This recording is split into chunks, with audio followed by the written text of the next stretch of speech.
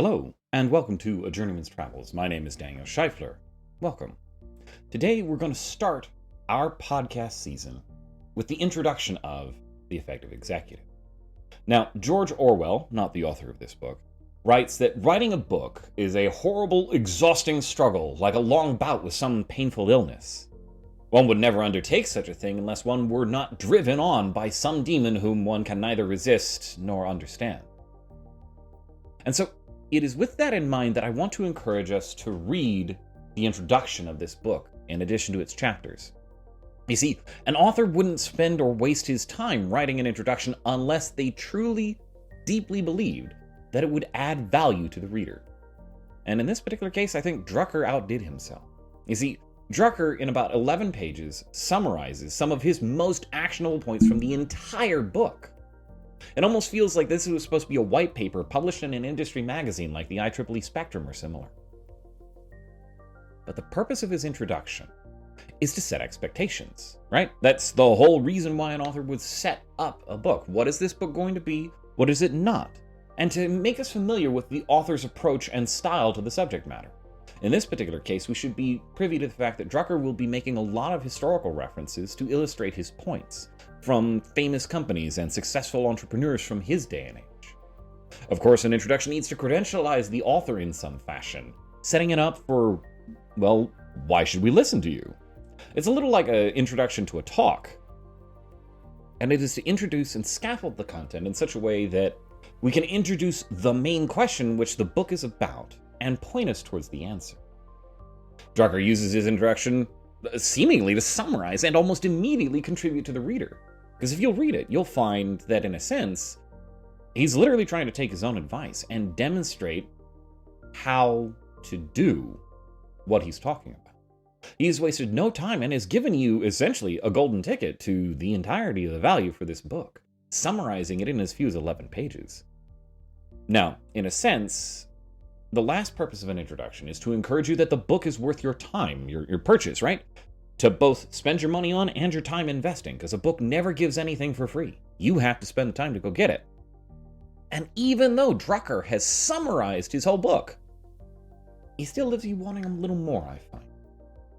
Each major section aligns to some of the principles in his book, but it focuses on the action outcomes from the principle he enumerates within the book.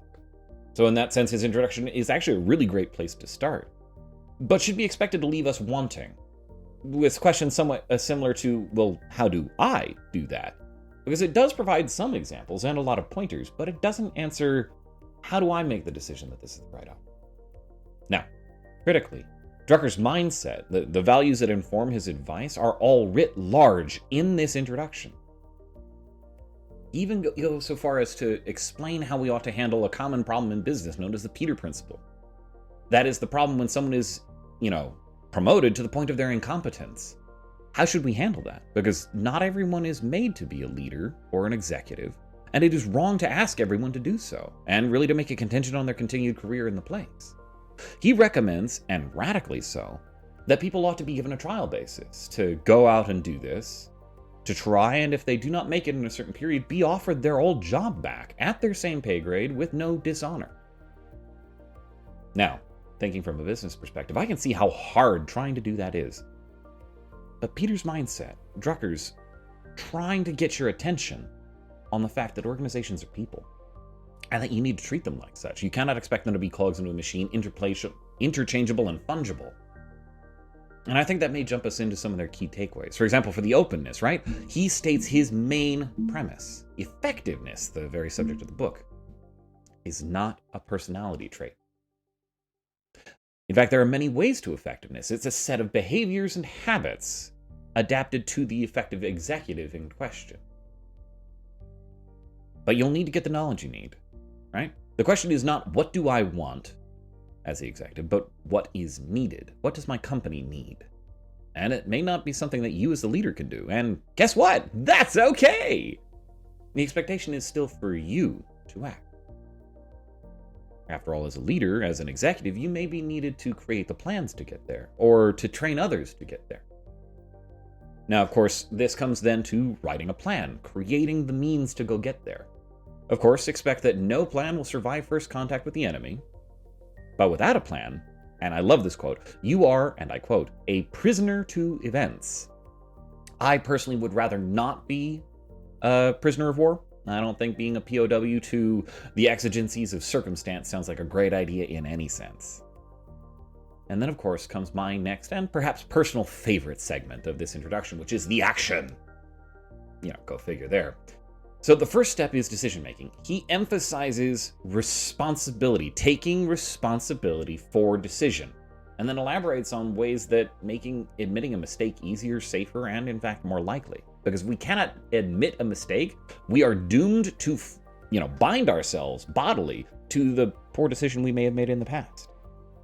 And this is the spot where he actively advocates for that trial period around the Peter principle, to give people a trial of this role and allow them to voluntarily return to previous work so that they can encourage owning the decision. I made the decision to go, and it was a bad one. I'm going to come back having learned more of what I want. Now I will be better in my previous role. Even if the outcome of their attempt was undesirable, encouraging them to own the decision and not realize that there's no other way except out if they don't make it will promote the best results for the company and for the individual. Next up, he talks about communication, emphasizing again responsibility, but this time with more of a service bent. We're usually about ensuring that a subordinate or a boss, that communication happens from me to my boss, from me to my subordinates. But we can often fail the communication between ourselves and our peers, especially when there's information needed about, hey, I'm about to change your process or our process, which affects you. You should know this. And maybe we should work together. Next up is opportunities. And notice he emphasizes opportunities as opposed to problems. The problems still need to be addressed, but let's be honest, fixing a problem only recovers value that was already supposed to be there. By contrast, pursuing an opportunity gives the chance to produce new value and new results. That is, to fix a problem really is only to mitigate further damage. Important, sure, especially when the problem is severe. But if you spend all your time focusing on problems, you're not creating the new value the organization needs you to pursue. And then, of course, he jumps into meetings. I have a personal vendetta against wasteful meetings. And this is reasonably known among my colleagues. It genuinely makes me mad. So I'll resist the urge to pontificate here. Suffice it to say that Drucker advocates, to my delight, that we must make meetings productive, citing different types of meetings having to serve different needs, and emphasizing that some care needs to be paid to keeping the meetings of every kind productive, because it's not naturally going to happen. Now, the last point he has under action is, I think, critically important, especially from the cultural point of view. Think and say we.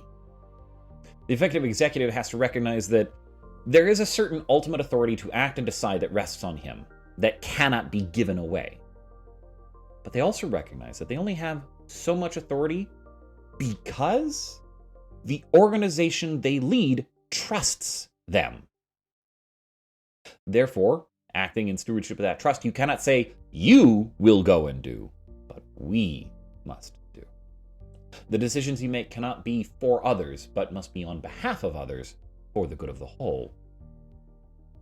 From page 1, Drucker has demonstrated his significant insight and care for the challenges before us. The one pattern I would want to highlight to you in all of these is that Drucker can at once both call for great personal discipline and unyielding action, and yet never lose sight of what an organization actually is. That being a collection of human beings voluntarily working together in a made-up structure, trying to pursue a shared goal. I find Drucker's call for dutiful, diligent stewardship a compelling one. And I hope you do too, as we continue our book study through The Effective Executive. Now, being part of a book study, I would love to ask some questions. What part in the introduction captured you the most? What are you most eager to learn from this book, The Effective Executive? I'd love to hear from you. If you're on Anchor or Spotify, see if there's the audience engagement survey segment and submit your answers there. And if not, send me an email at daniel@scheifler.io. I'd love to hear from you.